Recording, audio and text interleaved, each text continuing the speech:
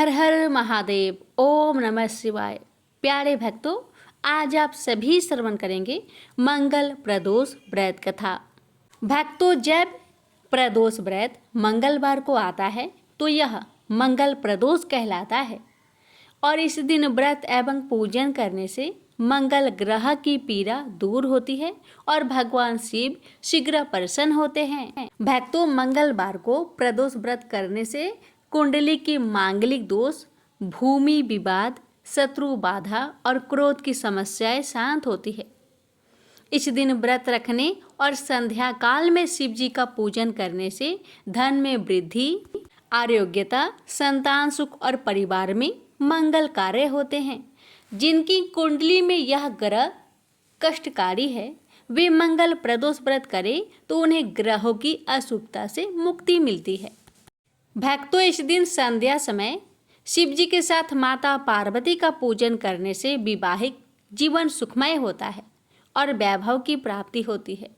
मंगल प्रदोष पर भगवान शिव के साथ कार्तिकेय, नंदी, भैरव आदि की भी उपासना शुभ मानी जाती है। आइए जानते हैं मंगल प्रदोष व्रत के नियम।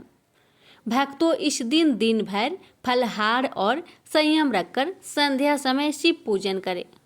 शिवलिंग पर जल, बेलपत्र, अक्षत, धतूरा, शुद्ध घी और सिंदूर अर्पित करें। मंत्र जपे ओम नमः शिवाय, ओम सोमाय नमः या ओम श्री मंगलाय नमः।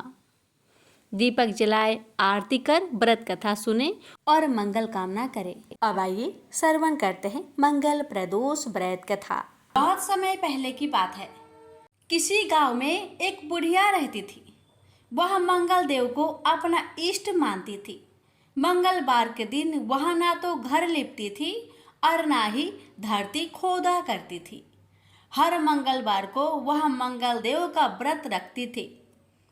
उसका एक पुत्र था जो मंगलवार के दिन ही पैदा हुआ था, इसलिए वह उसे मांगलिया कहकर पुकारा करती थी। बुढ़िया की श्रद्धा देखकर स्वयं मंगल देव ने उसकी परीक्षा लेने की ठानी और साधु का भेष बनाकर उसके घर मंगलवार के दिन ही पहुंच गए। वह बुढ़िया से बोले कि मुझे भोजन बनाना है, तू थोड़ी सी धरती लीप दे तो मैं भोजन बना लूं।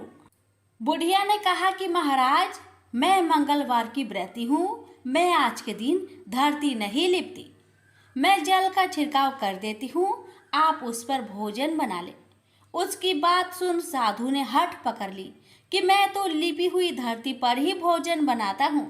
बुढ़िया ने भी रट पकड़ ली कि आज तो धरती ना लिप सकूंगी, इसके अलावा आप जो भी करने को कहेंगे मैं करूंगी। उसकी बात सुन साधु ने वचन लिया कि धरती लिपने के अलावा जो कहूँ करना पड़ेगा। बुढ़िया ने 3 बार वचन दे दिया। अब साधु ने कहा कि अपने बेटे को बुला दे, मैं उसकी पीठ पर अंगीठी जलाकर खाना बना लूंगा। साधु की बात सुनकर बुढ़िया के होश उड़ गए, पर वह मंगल देव को साक्षी मानकर वचन दे चुकी थी। उसने मंगल देव का स्मरण कर अपने बेटे को बुलाकर साधु के पास भेज दिया। साधु ने कहा कि माँ, तू ही अपने बेटे को लेटा और अंगीठी सुलाग दे। बुढ़िया ने मंगल देव का स्मरण करते हुए बेटे को अवधार लिटाकर अंगीठी जला दी और साधु महाराज को बोलकर अपना काम करने लगी।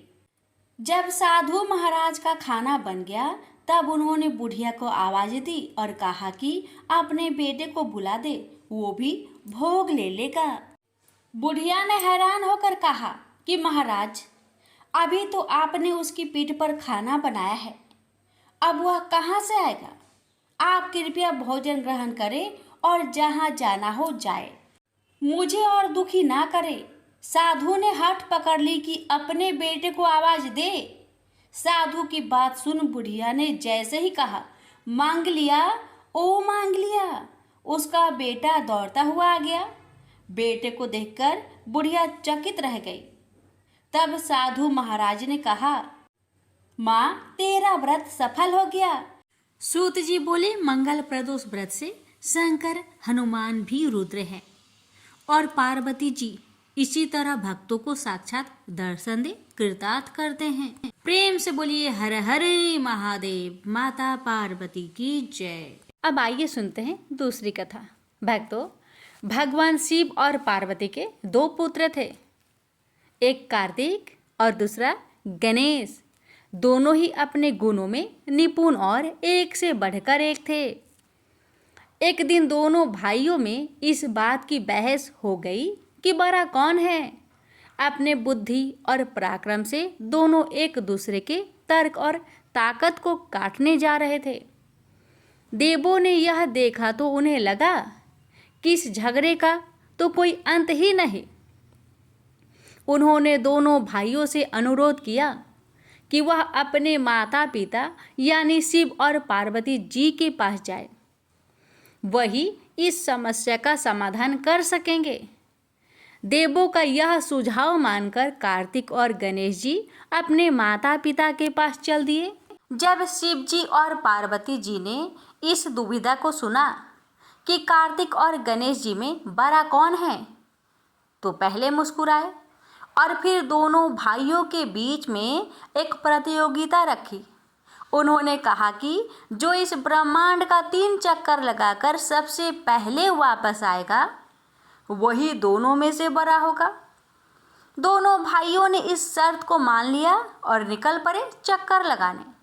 कार्तिक अपनी सवारी मोर पर विराजमान हुए और तेज गति से उड़ चले। रास्ते में उन्होंने पवित्र स्थानों को नमस्कार किया और प्रार्थना अर्पण किए। उधर गणेश जी भी अपनी सवारी चूहे पर सवार होकर चल दिए ब्रह्मांड भ्रमण के लिए। पर कहाँ मोर की उड़ान और कहाँ चूहे की चाल। गणेश जी को लगा कि वह कितनी भी तत्पर कोशिश कर ले पर वे कार्तिक को परास्त नहीं कर पाएंगे। तभी उनके मन में एक विचार आया। उन्होंने माता पार्वती और महादेव शिव का बहुत मन में ध्यान किया और उनके ही 3 चक्कर लगा लिए।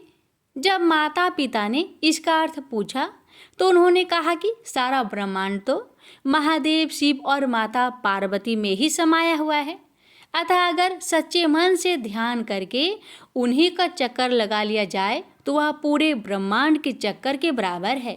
जब कार्तिक लौटे तो गणेश जी को वहां पाकर आश्चर्यचकित रह गए, परंतु जब उन्होंने गणेश जी का तर्क सुना तो उन्होंने भी अपनी हार मान ली और उन्हें सत सत नमन किया। प्रेम से बोलिए हर हर महादेव, माता पार्वती की जय, गौरी पुत्र गणेश भगवान की जय, कार्तिकेय की जय, शिव परिवार की जय। कथा अच्छी लगे तो प्लीज़ वीडियो को लाइक करें, शेयर करें और चैनल पर पहली बार आए हैं तो चैनल को सब्सक्राइब करके हमारे चैनल के साथ जुड़े रहे। हरि ओम, ओम नमः शिवाय।